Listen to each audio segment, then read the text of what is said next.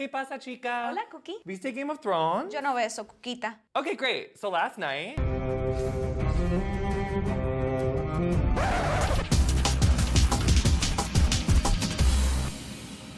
So at first, malevolent Enrique Iglesias totally pissed off his dad, Julio Iglesias, because he chopped off poor baby Theon's chorizo grande. So then Enrique makes Theon play barbershop and give him a really close shave. Meanwhile, Enrique says to Theon that his hermanos de un ocho madre went way of Dia de los Muertos. Muertos. So then evil Gloria Estefan start lighting people up like it's Dia de la Independencia. Then gives baby Galapagos her primero comunión. There's only one hell, princess. The one we live in now. So then baby Miss Cleo goes full livin' La Vida Loba on that poor deer, and then he goes up to that tree, has this full-on peyote trip, kind of like the time I was in Amsterdam and was tripping my balls off on like mushroom truffles, and I went to this like coffee shop where I was tripping in, and then all these like weird Russians started like coming down the stairs in a single file line and listening to their headphones, and I started to freak out and I thought the world was caving in on me. So I thought I should like swim back to the hostel from the canal, but then I thought maybe we should just have some orange juice and like relax a little, homegirl. Tú sabes que yo no hablo inglés. And then Marjorie marries power bottom King Joffrey and her full-on quinceañera updo. So everyone's at the wedding reception, fiestaing, having a great time, living life. I mean, mommy, it would not be an episode of Game of Thrones without a shot of a wide open chocha. You know, I can give you wide open chocha like that too, just not in my little short thus. But then you've got Mr. Sofia Vergara cruising Pillow Biter, but of course Pillow Biter can't do any gay stuff because he's too busy getting in a fight with Hermano Dia over Rubia Cher. Because you'll never marry her. And neither will you. So then power bottom Joffrey has these 5 little munchkinos come out and do their own version of Winterfell Cavalia. But he wants Munchkin to guest star, but the Munchkin's not having it. So then power bottom Joffrey traipses over there and unloads a goblet full of sangria over his head. Fine vintage. Shame that it spilled. So then he wants Munchkin to be his sangria puta, but he totally gets saved by the torta. Look, the pie! Where the birds flew out and gave us full San Juan Capistrano realness. And then the next thing you know, power bottom Joffrey sips on the sangria, and then she's shaking, she's convulsing, she's jumping around like a Mexican jumping bean girl.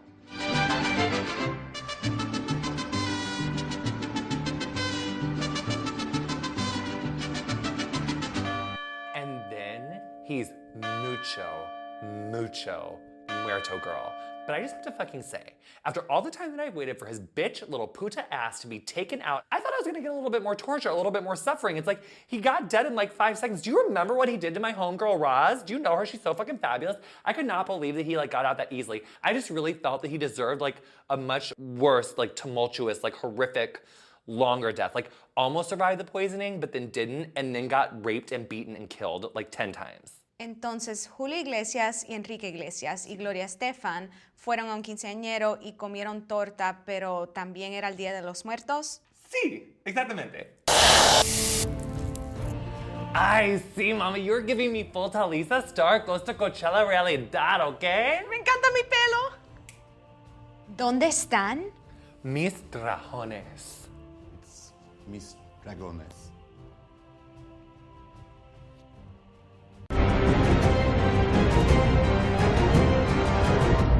Did you watch this week's episode of Game of Thrones?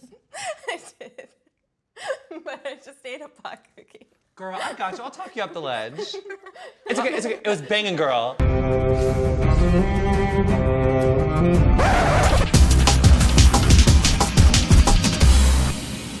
So in this week's episode, we find out that Maggie Smith is probably behind the murder of power bottom King Joffrey. You did wonderful work on Joffrey. The next one should be easier. And then I'm like, Marjorie and Maggie Smith are giving me full-blown heartbreakers right now, starring Sigourney Weaver and Jennifer Love Hewitt. And FYI, there is a new baby power bottom in town, and her name is Tommen. And I'm like, where the hell has that little girl been? So then Papa Lannister is serving him all tea, no shade, on what it takes to be a good king. Wisdom. And then we get a good look at dead baby power bottom the first. He's got his tanning glasses on his King's Landing tanning bed, and he's ready to go to heaven. So then Blanchett asks Brother D to kill Munchkin. Avenge our son. Kill Tyrion. And then they start to make out. But then they stop making out, and then Brother D gives Cher the Jodie Foster and the accused treatment. That's not right. It's not right. And then there was that shot when blonde Cher started to pull that fabric, and I was like, poor baby power bottom Joffrey's about to roll over on them like Weekend at Bernie style. That movie was so funny. So then Mr. Sofia Vergara is getting the bisexual five-some that he's totally been looking for. But I'm thinking, if I'm gonna mess around with Mr. Sofia Vergara, I'm gonna go ahead and need all the badge to exit because I would totally turtle if I was making out with a guy and then there was like girls around. Threesomes are just like a lot of work. So then Pussy Poppin' Podrick goes to visit Munchkin and tells him all the rumors that are going on about him. And then Munchkin turns into King's Landing Murder, She Wrote and tries to figure out who murdered Power Bottom. No one had more cause to kill Joffrey than Sansa. My father. Maybe Joffrey was too much work for him. Say what you will of Cersei. She is the only one I'm certain had nothing to do with this murder. That part was like watching someone struggles to figure out who killed JFK. It's like, who did take out JFK anyway? We just are not being told the whole story. Marilyn, like that Rastafarian. Everyone was getting killed then. What Rastafari? Bob fucking Marley, girl, get it together. Wait, Bob Marley was killed? He was murdered by the same people that took out all of those people, probably Aaliyah too. So then you had the wildlings go crazy on Little House on the Prairie, and then you had Alabaster Steel tell baby Tom Hanks that he's gonna go full-on Donner Party on his fan band. I'm going to eat your dead mama, and I'm going to eat your dead papa. So in the last scene, Christina Aguilera rolls up on Marine, which is serving up a plate full of piping hot Vegas realness, hunty. And then Replacement Smith Jarrah proves his love to Christina Aguilera by shanking Seabiscuit in the motherfucking eye. And then she pummeled them with old slave accessories. Did you watch Game of Thrones this week? Are you serious right now?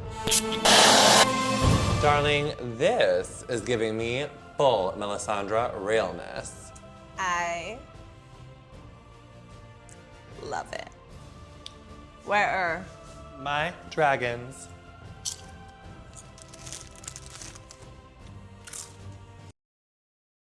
Hi, Brad. Hi, Jonathan. Did you watch Game of Thrones last night? Did Jennifer Lawrence wear Christian Dior to every single red carpet this award season? Thank God she looked fabulous. Right, girl?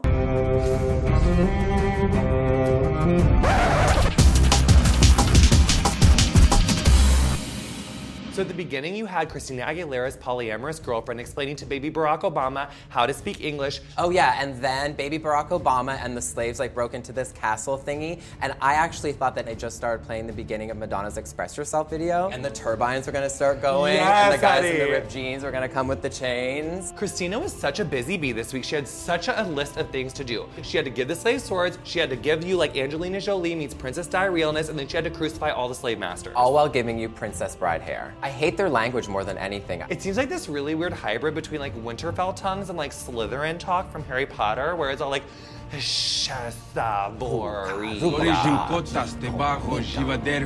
I wonder like what they're thinking in their head, like, oh, I forgot to do my Kegels. So then it was like, Sansa's on a motherfucking boat. Who cares? Next.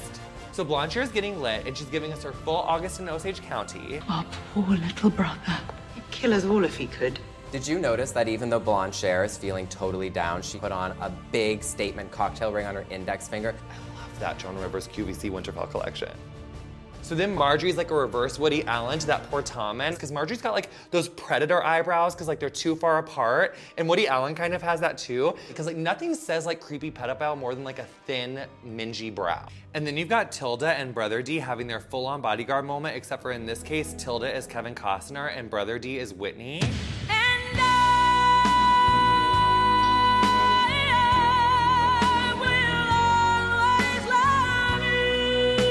Brood of the Benedict Arnold Crows take that poor baby boy to like offer it Mayan style to the White Walkers. But then Bran and the Winterfell Spice Girls, you know, because Hodor's scary. Bran is baby. Curly's sporty. The blonde kid is posh. And there is no Ginger because this is after the fucking breakup. Of course. And then they go into this cabin and then there's like a full-blown epileptic seizure. That whole thing reminded me of Degrassi Junior High when Caitlin ended up having a seizure in front of everybody and her parents had to come and pick her up. Caitlin, stop it. So then at the very end, the White Walker goes to retrieve that poor baby and takes him back to the White Walker camp. He touches him with his Bag Al Riri acrylic pointy nail, turns the baby into a baby White Walker, which I knew that was coming. Next week, I think Blonde Cher and Christina Aguilera are finally gonna meet face to face, realize they have the same haircut, therefore the same hairdresser, and there's gonna be a major braid off. Those are two bad bitches that will not be styled the same. This is giving me Jon Snow realness right now.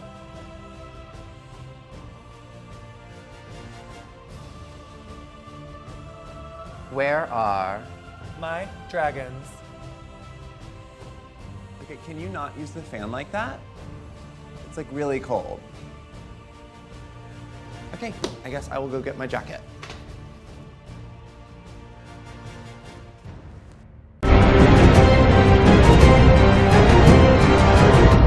Hey, Boo, did you watch Game of Thrones this week? It was on while I was at a party, so I got to see it, but I couldn't hear it. Oh my God, you saw it, but you didn't hear it, so I get to like tell you all about it. I was dying to dish. Do.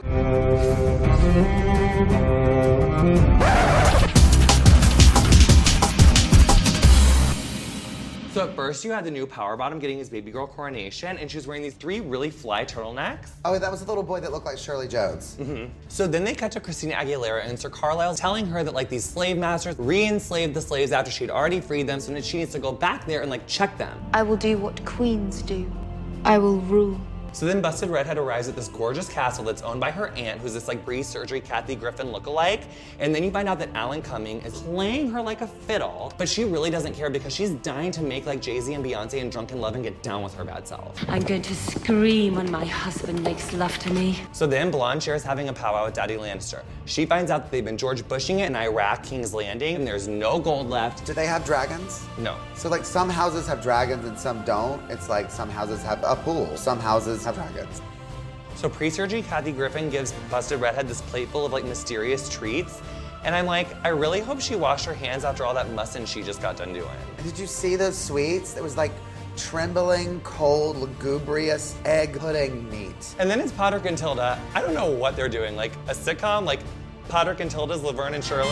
We're gonna do it. Give us any chance, we'll take it. Read us any rule, we'll break it.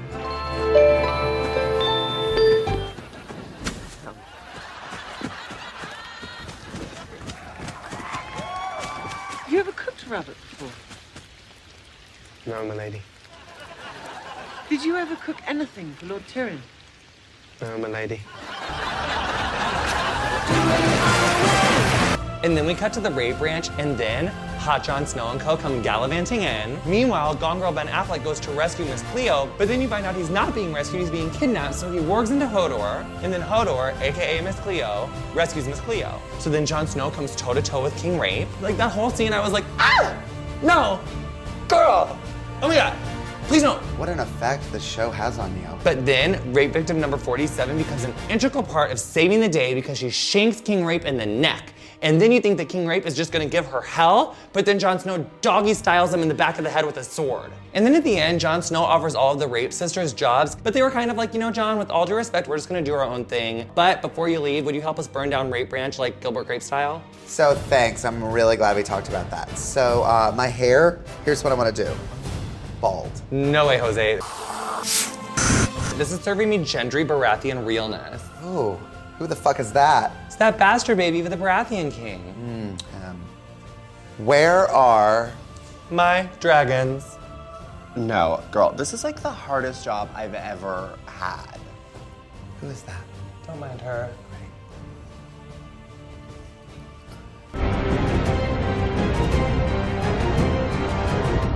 Did you watch Game of Thrones this week? Yes, I watched the East Coast feed because I cannot wait for the West Coast feed. Yes, honey, she's on top of it.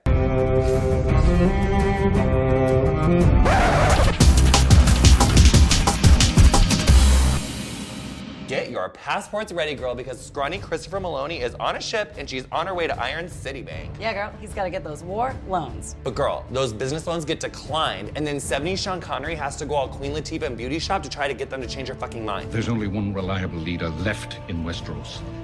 Stannis. So then, long-haired Lena Dunham and her posse go to save her poor little baby brother, Theon. The poor baby Theon won't go because he's gone full on Patty Hearst. It's so sad. So then, malevolent Enrique Iglesias has Theon walk on in and tells him to like strip down, and I'm like, are they gonna show us like cut off D?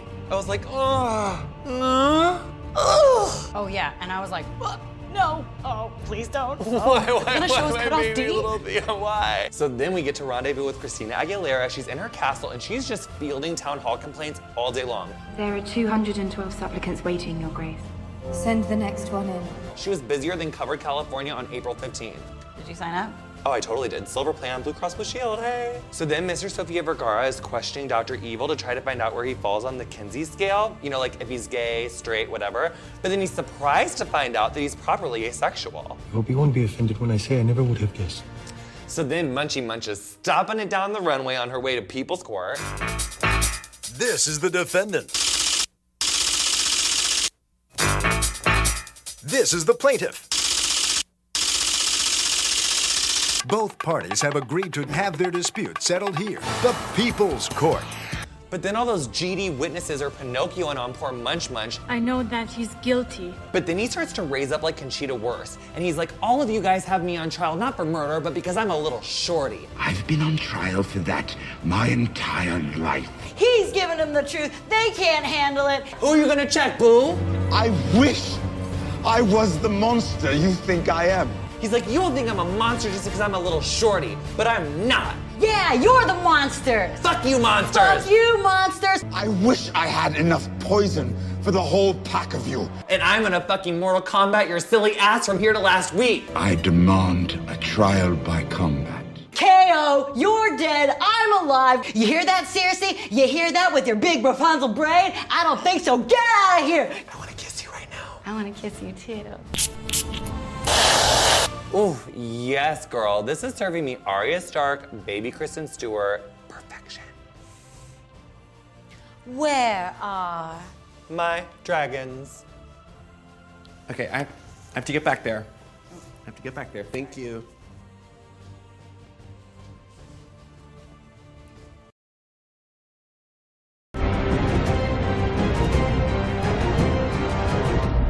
Hi, Jonathan. Hi, Margaret. I really want a Khaleesi braid. Freshly diddled hair. Ooh, like she got this week. We have so much to kiki about, girl. Okay.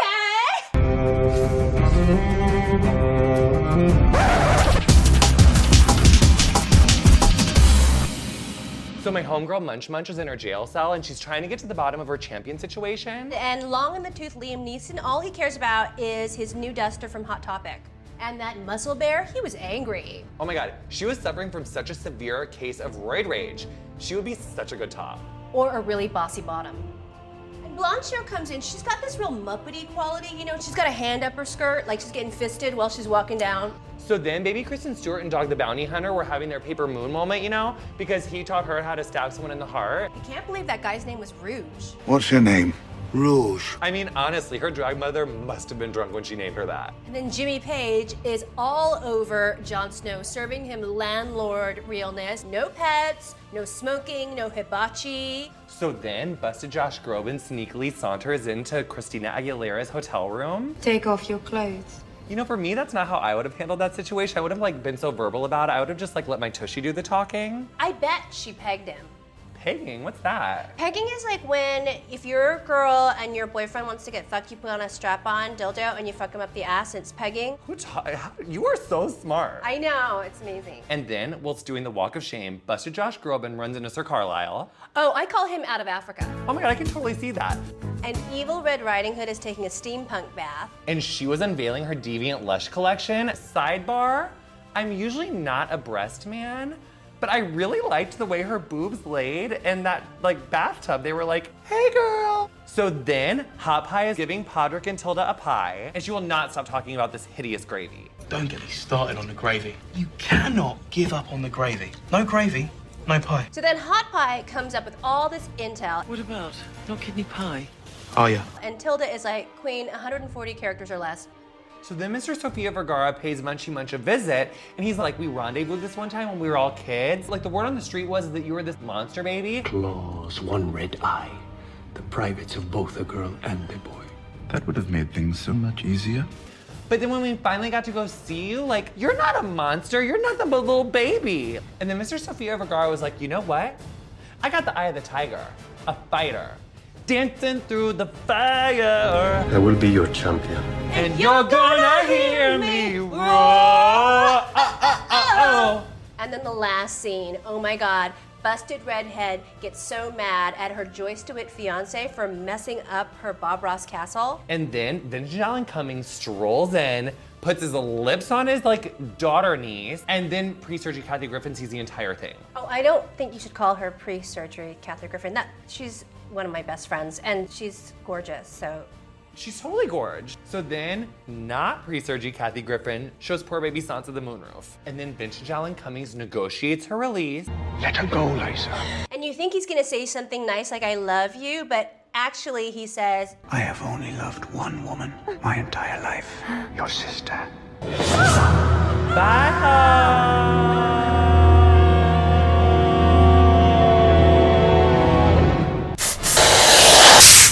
Girl, this is giving me so much Cersei realness, I'm not entirely sure I can handle her.